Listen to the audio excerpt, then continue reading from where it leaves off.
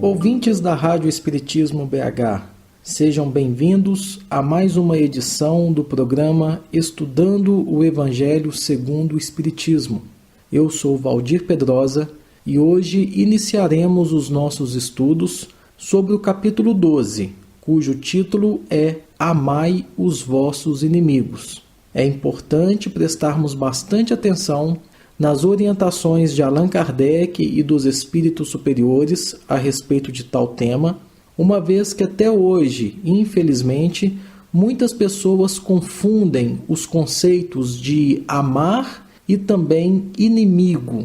Afinal de contas, como amar o inimigo? Como proceder de acordo com esse preceito cristão diante daquelas criaturas que querem o nosso mal? Jesus, no Evangelho segundo Mateus, capítulo 5, versículos 43 a 47, diz da seguinte forma, abre aspas, aprendestes que foi dito, amareis o vosso próximo e odiareis os vossos inimigos.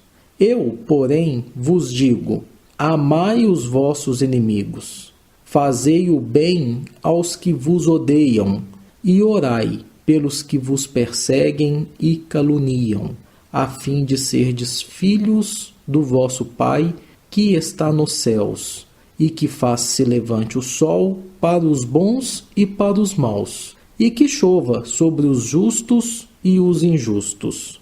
Porque, se só amardes os que vos amam, qual será a vossa recompensa? Não procedem assim também os publicanos? Se apenas os vossos irmãos saudardes, que é o que com isso fazeis mais do que os outros?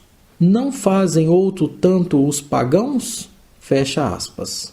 Inicialmente, sobre este assunto, vamos buscar uma orientação com o Espírito Emmanuel no livro Palavras de Vida Eterna, psicografado por Francisco Cândido Xavier, na lição número 16, na Senda do Cristo, onde Emmanuel comenta a passagem amai os vossos inimigos e orai pelos que vos perseguem.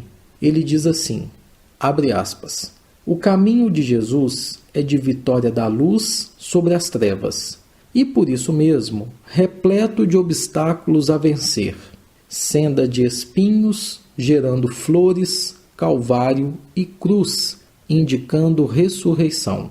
O próprio Mestre, desde o início do apostolado, desvenda às criaturas o roteiro da elevação pelo sacrifício. Sofre renunciando ao divino esplendor do céu para acomodar-se à sombra terrestre na estrebaria. Experimenta a incompreensão de sua época. Auxilia sem paga. Serve sem recompensa. Padece a desconfiança dos mais amados. Depois de oferecer sublime espetáculo de abnegação e grandeza, é içado ao madeiro por malfeitor comum. Ainda assim, perdoa aos verdugos, ouvida as ofensas e volta do túmulo para ajudar. Todos os seus companheiros de ministério, restaurados na confiança, testemunharam a boa nova atravessando dificuldade e luta, martírio e flagelação. Inúteis, desse modo, nos círculos de nossa fé, os petitórios de protecionismo e vantagens inferiores. Ressurgindo no Espiritismo, o Evangelho faz-nos sentir que tornamos à carne para regenerar e reaprender. Com o corpo físico, retomamos nossos débitos, nossas deficiências, nossas fraquezas e nossas aversões, e não superaremos os entraves da própria liberação, providenciando ajuste inadequado com os nossos desejos inconsequentes. Acusar, reclamar, queixar-se não são verbos conjugáveis no campo de nossos princípios. Disse-nos o Senhor: amai os vossos inimigos e orai pelos que vos perseguem.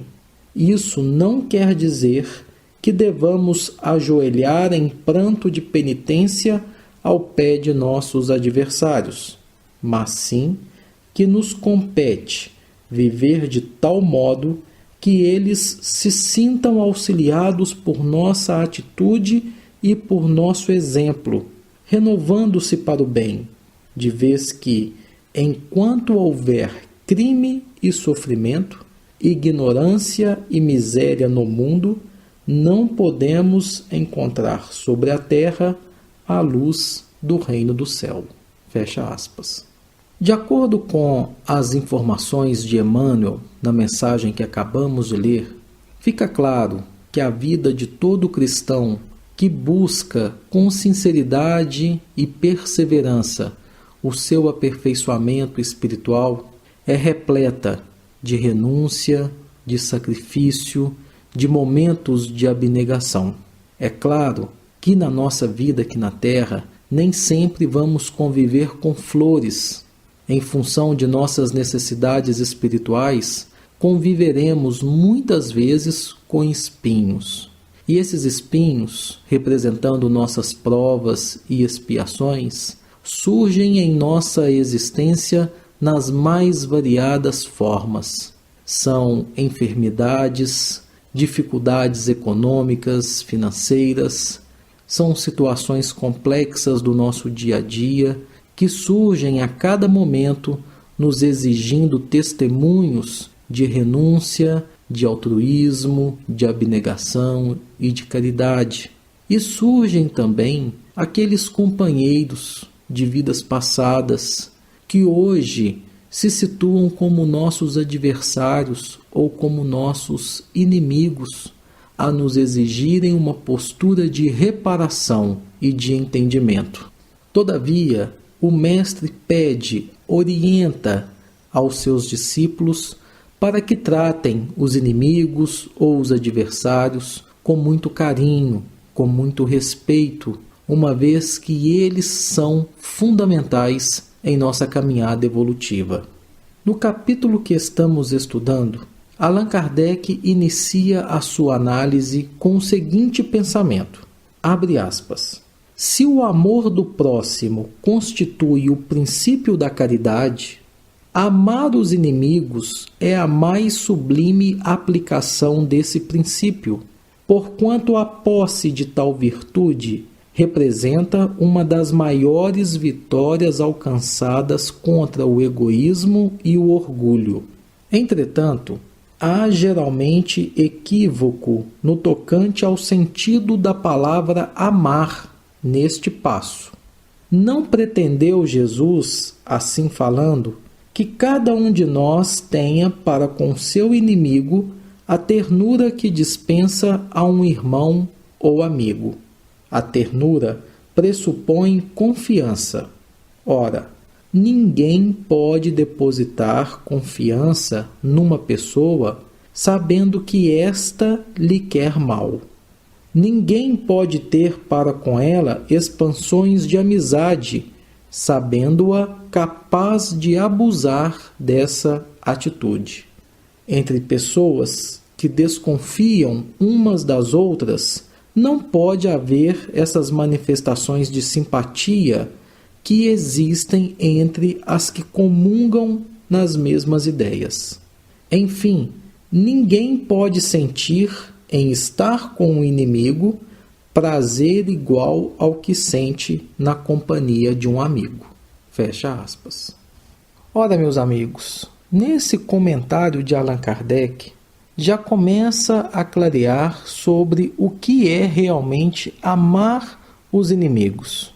O codificador nos lembra que dois sentimentos são intrínsecos ao amor, que é a ternura e a confiança. Sem ternura e sem confiança é impossível amar alguém. E também é totalmente contrário à natureza humana termos ternura e confiança em pessoas que claramente nos querem o mal. Então, como seria essa questão de amar o inimigo? Que amor é esse que Jesus se refere?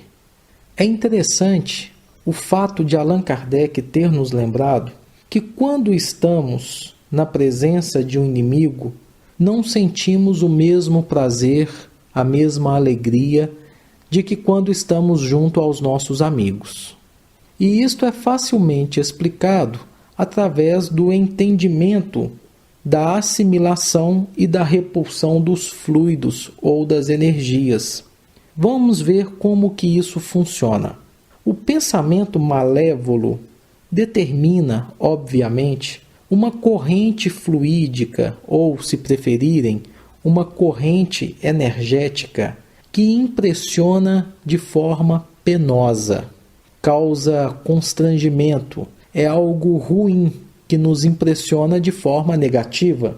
Já o pensamento bom, o pensamento benévolo, nos envolve em um agradável eflúvio. Nós nos sentimos bem, é aquela sensação gostosa. Daí a diferença das sensações que experimentamos quando nos aproximamos de um amigo ou de um inimigo. Se nos parece impossível colocar em prática esse ensinamento de Jesus, é simplesmente porque nós entendemos incorretamente que Jesus estaria mandando-nos dar o mesmo lugar no coração, tanto para o amigo quanto para o inimigo. E na verdade não é assim. Na sequência de suas análises, é o próprio Allan Kardec que vem nos esclarecer de uma forma excepcional o verdadeiro sentido do preceito ensinado por Jesus: amar o vosso inimigo. O codificador da doutrina espírita se expressa nos seguintes termos, abre aspas, amar os inimigos não é, portanto, ter-lhes uma afeição que não está na natureza, visto que o contato de um inimigo nos faz bater o coração de modo muito diverso do seu bater ao contato de um amigo. Amar os inimigos é não lhes guardar ódio, nem rancor, nem desejos de vingança. É perdoar-lhes sem pensamento oculto e sem condições o mal que nos causem. É não opor nenhum obstáculo à reconciliação com eles. É desejar-lhes o bem e não o mal. É experimentar o júbilo em vez de pesar com o bem que lhes advenha. É socorrê-los em se apresentando ocasião. É abster-se, quer por palavras, quer por atos, de tudo o que os possa prejudicar. É, finalmente, retribuir-lhes sempre o mal com o bem, sem a intenção de os humilhar. Quem assim procede, preenche as condições do mandamento: amai os vossos inimigos. Fecha aspas. E desta forma, o preceito ensinado por Jesus é esclarecido e explicado com muita lógica, baseado na razão e no bom senso que a doutrina espírita nos faculta. Amar os inimigos não é, como muitos pensam, dedicar a eles a mesma afeição, o mesmo carinho que dedicamos aos nossos amigos, às pessoas que verdadeiramente nos querem bem. Mas, como diz Allan Kardec, é não guardar ódio, não guardar rancor, não guardar nenhum desejo de vingança, é perdoar, sem nenhum tipo de pensamento oculto ou condições, todo o mal que eles nos causam. Vejam, meus irmãos, nós até podemos ainda, num primeiro momento, não gostar dos nossos inimigos. É normal, mas nós não podemos tratá-los mal. Não temos mais este direito a partir do momento em que assimilamos o pensamento do Cristo. Com o conhecimento vem a responsabilidade de vivenciar, de colocar em prática o aprendizado recebido. Desta forma, não temos mais o direito de desejar o mal às pessoas que querem o mal para nós. Nós precisamos entender que tais companheiros se encontram em uma situação menos fácil e que, na verdade, carecem das nossas preces, das nossas boas vibrações e de nossas atitudes positivas que possam auxiliá-los da melhor maneira possível.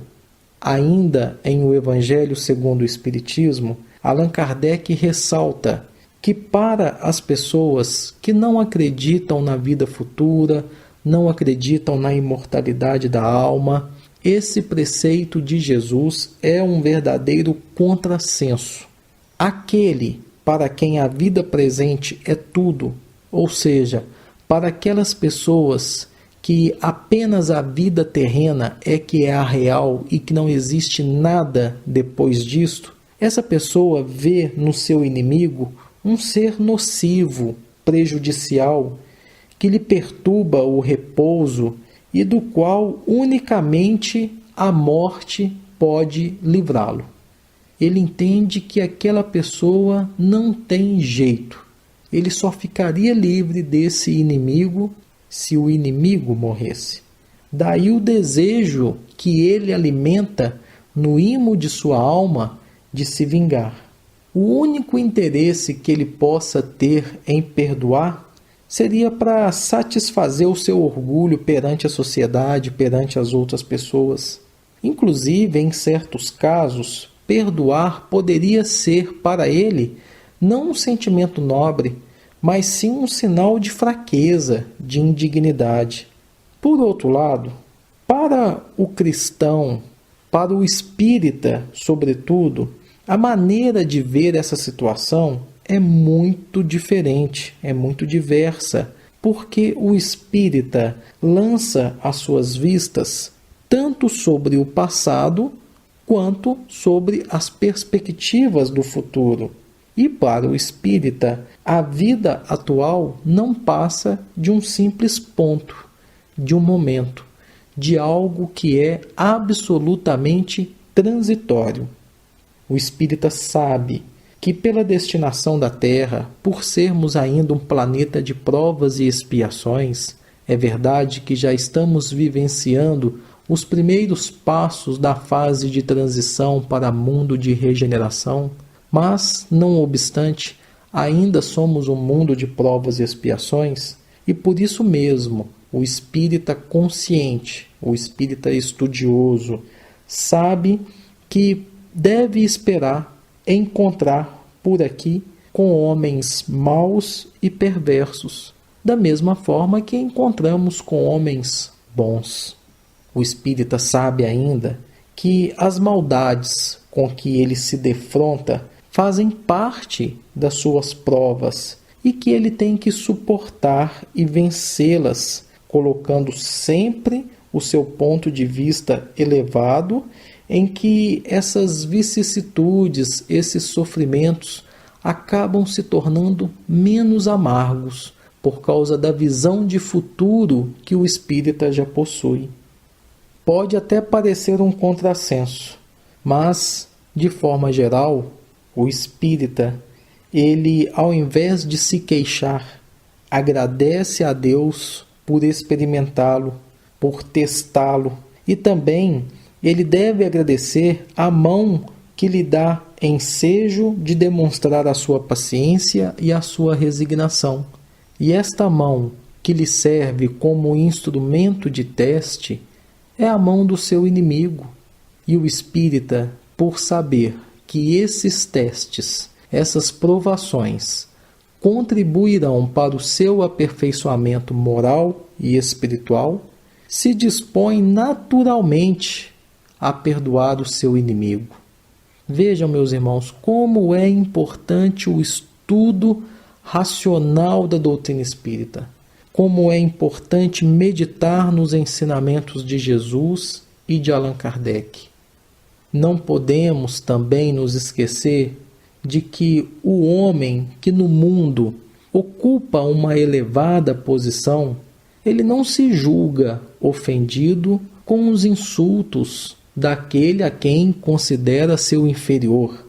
O mesmo se dá com o que, no aspecto moral, se eleva acima da humanidade terrestre, da humanidade material. Esta pessoa compreende que o ódio e o rancor que porventura ele venha a alimentar só lhe causaria mal, só lhe rebaixaria. Para ser superior ao seu adversário ou ao seu inimigo, é preciso que o homem tenha a alma maior, mais nobre, mais evoluída, mais generosa que a do seu inimigo. E se ele não se dispuser ao perdão, ele não conseguirá esse intento. Por isso tudo é que a visão do espírita sobre o ensinamento de Jesus de amar os vossos inimigos é muito diferente do homem comum. Novamente recorremos à sabedoria do benfeitor espiritual Emmanuel no livro Bênção de Paz, psicografado por Francisco Cândido Xavier, no capítulo 9, cujo título é No Plano dos Inimigos, onde Emmanuel comenta o ensinamento de Jesus de amai os vossos inimigos. Ele diz assim, abre aspas, o ofensor apareceu diante de ti à maneira de um teste de aprimoramento moral.